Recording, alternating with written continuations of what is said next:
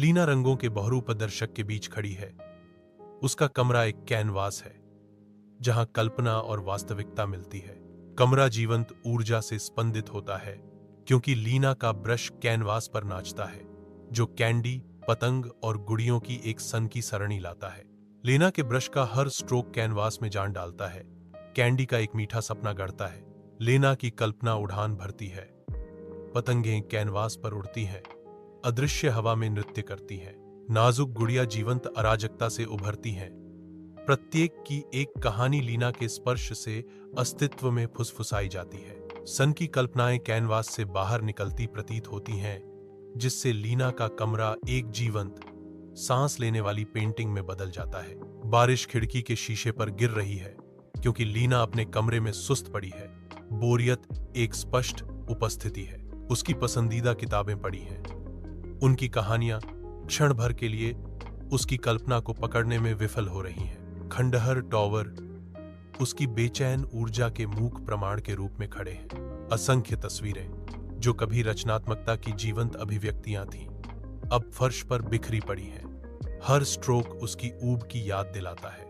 उसकी थकी हुई निगाह कमरे के चारों ओर घूमती है और उसकी सांस उसके होठों से निकलती है, जो उसके स्थान की नीरस सीमाओं से बचने की तलाश में है।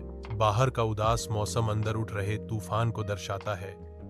बोरियत का बोझ हर गुजरते पल के साथ नीचे की ओर दब रहा है। सूर्य की रोशनी लीना के कमरे में आती है, जो बिस्तर के नीचे एक छिपे हुए रहस्य को उजागर करती है। सोने की एक चमक आंख को पकड़ती है। एक अपरिचित वस्तु अंधेरे में छिपी हुई है। एक अदम्य जिज्ञासा से प्रेरित होकर मैं रहस्यमय कलाकृति को उजागर करने के लिए घुटने टेकता हूं। मेरी उंगलियां चिकनी, ठंडी धातु को छूती हैं। मेरे ऊपर आश्चर्य की भावना छा जाती है। मैं ब्रश को उसके छिपने के स्थान से उठाता हूं, उसे नए सिरे से दिलचस्पी के साथ अपने हाथों में घुमाता हूं। सुनहरी ब्रश धूप में चमकता है, जिसका असली उद्देश्य अभी तक अज्ञात है। अपने कमरे में लीना पेंटिंग करने की तैयारी करती है। लीना ब्रश को वाटर कलर में डुबोती है, अपनी पैलेट तैयार करती है। ब्रश कागज को छूता है और एक छोटी लाल गेंद साकार होने लगती है। लाल गेंद उभरती है। कैनवास पर एक जीवंत गोला। चित्र के जीवंत होने पर सुनहरी धूल बिखर जाती है। कमरा निर्माण के जादू से भर जाता है। लीना उत्साह से भरी हुई अपने कमरे का दरवाजा बंद कर देती है। रचनात्मकता की एक दुनिया खुलने वाली है। हाथ में ब्रश लिए वह रंगों की बौछार में उतरती है, साधारण को जादुई में बदल देती है। हर स्ट्रोक खुशी का एक फटना है, जो उसके जीवंत कैनवास में सपनों की परतें जोड़ता है। कमरा आत्म अभिव्यक्ति का एक आश्रय बन जाता है, जहां कल्पना की कोई सीमा नहीं होती। इस पल में लीना सिर्फ पेंटिंग नहीं कर रही है, वह अपनी दुनिया बना रही है। एक झिझक भरी दस्तक लीना के कमरे की शांति को भंग करती है। लीना अपने बिस्तर पर बैठती है। उसके हाथ में ढीला ब्रश है। टॉमी की आशा भरी आवाज गूंजती है, क्या तुम खेलना चाहती हो लीना? लीना ध्यान भंग करती है, जवाब देती है, मैं व्यस्त हूं। लीना अपने कमरे में बैठी है, ब्रश का उपयोग करने की कोशिश कर रही है। ब्रश काम करने में विफल रहता है।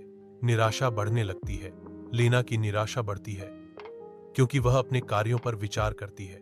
मुझे ब्रश साझा करना चाहिए था। लीना पर पछतावा छा जाता है क्योंकि वह परिणामों पर विचार करती है। खिड़की से लीना टॉमी को खेलते हुए देखती है।